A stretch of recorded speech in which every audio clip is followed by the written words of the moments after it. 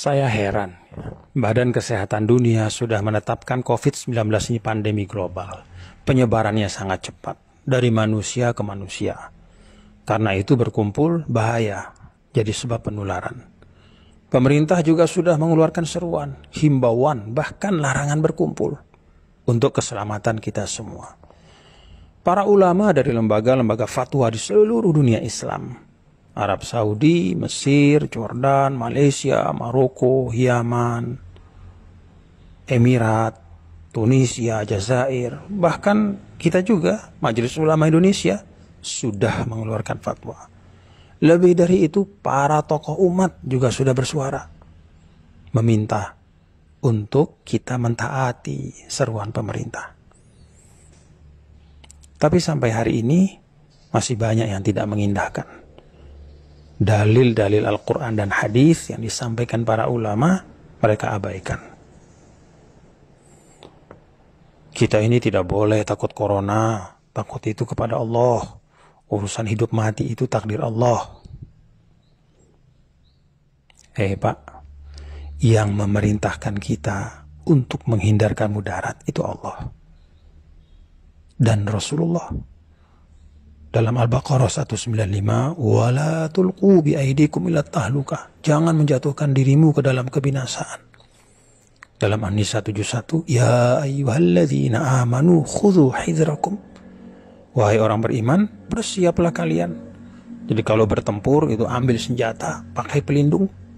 Karena itu Nabi maju ke medan tempur itu pakai pedang, perisai, baju besi. Beliau pakai migfar, itu topi baja, untuk melindungi dari musuh. Apakah itu artinya Nabi kurang tawakal, takut kepada manusia, melebihi takut kepada Allah? Kan tidak. Saat hijrah, kalau kita lihat, Nabi juga perginya diam-diam, tengah malam, lewat jalan yang tidak biasa, supaya tidak ketahuan orang Quraisy, supaya nggak ketangkap. Apa itu artinya Nabi penakut? Pada saat penyakit menular, kata Nabi, firro minal majzum, firoroka minal asad. Hindari orang yang kena penyakit menular seperti engkau menghindari seekor singa. Jadi menghindarkan diri dari kebinasaan, dari penyakit, berikhtiar menghindar dari wabah, itu adalah perintah agama. Ada lagi yang bilang, tapi kan kita wajib makmurkan masjid. Sholat berjamaah di masjid. Pak, dulu ya, saat hujan deras saja, Rasulullah SAW minta panggilan sholat diubah. Shollu fi buyutikum. Sholatlah di rumah kalian. Nggak usah dulu berjamaah di masjid. Itu karena hujan, khawatir memberatkan. Ada lumpur. Apalagi ini wabah yang terbukti di seluruh dunia itu berpuluh-puluh ribu. Sebentar lagi ratusan ribu yang sudah meninggal. Ini tidak hanya urusan lumpur, ini bisa membahayakan nyawa. Ada lagi yang masih ngeyel, tapi sholat Jumat kan gak apa-apa, sekali seminggu, itu kan syiar. Pak, sholat Jumat itu juga boleh ditinggalkan karena uzur syar'i. Dulu saat musafir, Nabi tidak Jumatan. Padahal banyak sahabat sama Nabi, berpuluh-puluh, beratus-ratus. Beliau sholat zuhur, mengganti Jumat. Saat sakit, para ulama juga sepakat, Jumat itu bisa diganti dengan sholat zuhur. Nah sekarang ini fatwa sudah banyak, jelas, tegas. Untuk kemaslahatan umum, memutus rantai penyebaran wabah, menyelamatkan jiwa manusia. Apalagi penyakit ini kan ada yang disebut asimptomatik, nggak kelihatan gejalanya, padahal dia sudah bawa virus.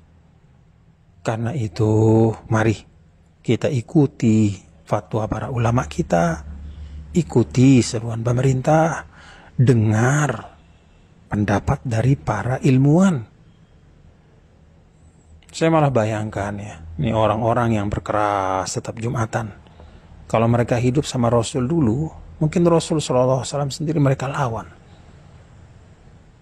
Pada waktu musafir misalnya, ikut musafir sama Nabi, Nabi tidak sholat Jumat, mungkin mereka demo, protes sama Nabi.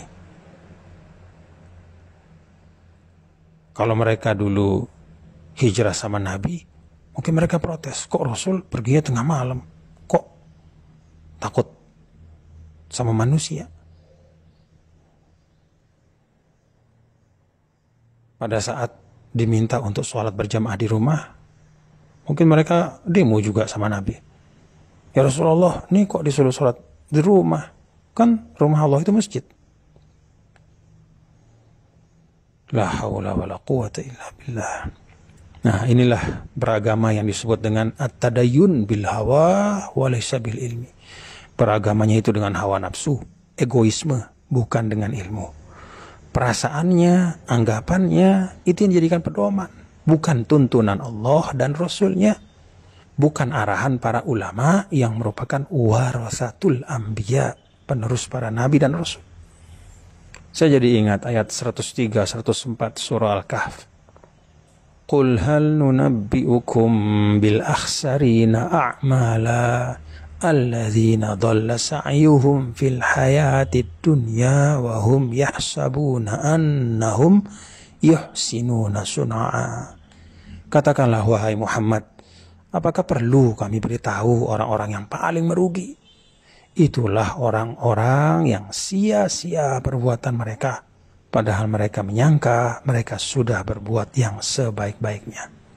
Kata Imam Tabari, mereka adalah kullu amilin amalan yahsabuhu fihi musiban wa annahu lillahi bifi'lihi dzalika muti'un murdi wa huwa bifi'lihi dzalika lillahi muskhit wa an tariqi ahli al-iman bihi jair.